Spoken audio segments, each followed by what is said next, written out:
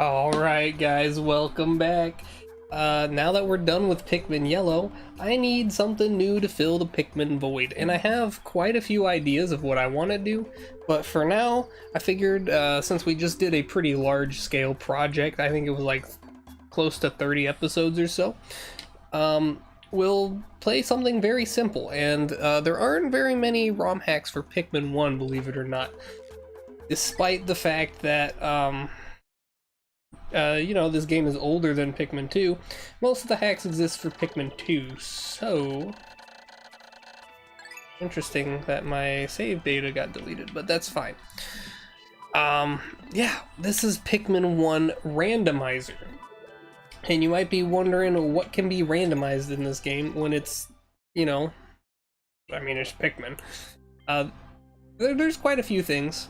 I don't know everything off the top of my head. I'm pretty sure, you know, all entities are randomized. We'll just say that. So, like, enemies can swap with hazards and pellet posies, for example. The ship parts are all randomized, which doesn't sound like it makes too much of a difference, but it kind of does, because until I know exactly what part is where, it's difficult for me to route how many Pikmin to bring with me in some cases. And that is very apparent with the gluon drive, which is the heaviest. I believe it's like, is it like 40 or 50 Pikmin that are required to carry the gluon drive.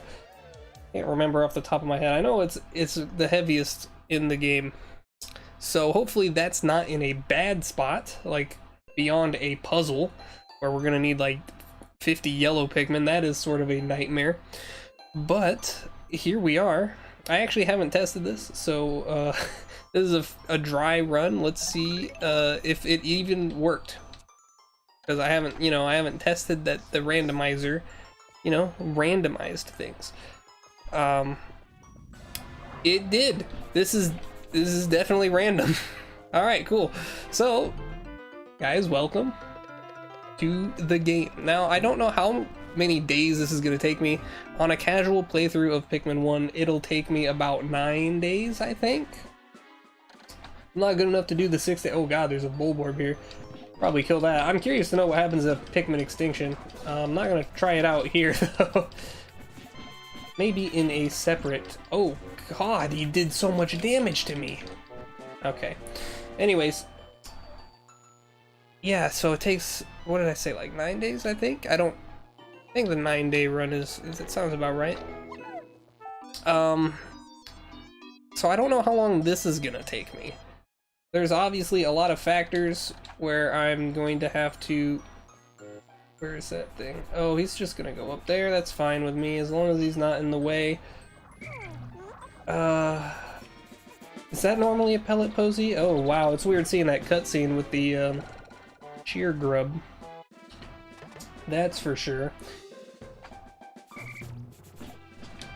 Oh! Alright. Alright, come here. So, I'm used to playing Pikmin 2 now, can you believe it? This game feels a tad clunky, but we're good, we're solid here. I don't know if it's possible to soft lock or anything in this. Might be. Let's hope that we don't. We're starting off with the gravity jumper. Yeah, so like one thing I'm curious about is like, well, what if you didn't have enough Pikmin to, like, what if this was the gluon drive and all we got were like fire geysers and stuff we couldn't grow Pikmin out of? What do we do in that scenario, you know? So, I mean, the odds of that would be pretty slim with how many like objects are here in this first area. Looks like maybe even plants were randomized as well. This guy is gonna be a pain. There we go. Yeah, I'm actually not used to fighting bull bears in Pikmin 1. I don't think I normally encounter them. Oh, this guy dropped a pellet, which is pretty good. Ow, okay, I am taking a lot of damage. I don't know what happens if I die on day 1. Probably something similar as to what would happen if I got Pikmin extinction, so let's try not to find out. Can I can the ship heal me without... No, it can't. Okay, so I actually can't heal on this day. Fun fact. Fun fact of the day. I think bull bears give a little bit more than bulborbs do, right? The baby ones? Maybe I'm wrong, I don't know. This is gonna be interesting. So yeah, this will just be a small project that I can sort of play in between maybe like a bigger ROM hack. I know there's a couple Pikmin 2 ROM hacks out there that I have been looking at. And yeah, I don't know. 251 is always one that gets brought up to me. And obviously that has been on my radar since I... Is that a wogpole? Okay, it's swimming, so they don't have a flopping. They don't flop like they do in Pikmin 2 because they aren't designed to... I didn't even see this here because it's like blend in to the mushroom cap there. There was a 5 pellet up here. I'm getting off topic though because everything's random. So yeah. I mean, definitely expect 251 to be played at some point. I haven't seen everything when it comes to that game, but I have seen a little bit, and I do know what the final boss of that game is, so kind of a shame that I've been spoiled in that regard, because it is a pretty awesome boss. But otherwise, most of that game would be blind. I forgot, I have the Pluck-a-phone. So, I'll explain that real quick. Pluck-a-phone isn't really in vanilla Pikmin 1. It was a power-up added in Pikmin 2.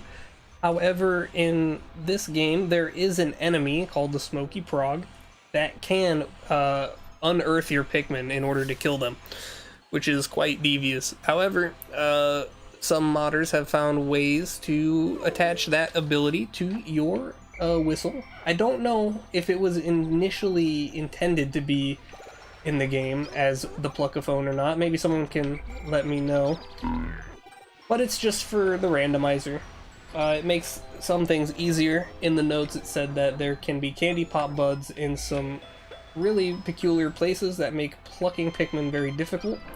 And so this just helps with that. But it also makes this a little bit faster too. Not having to sit around and pluck the guys is a very nice quality of life change.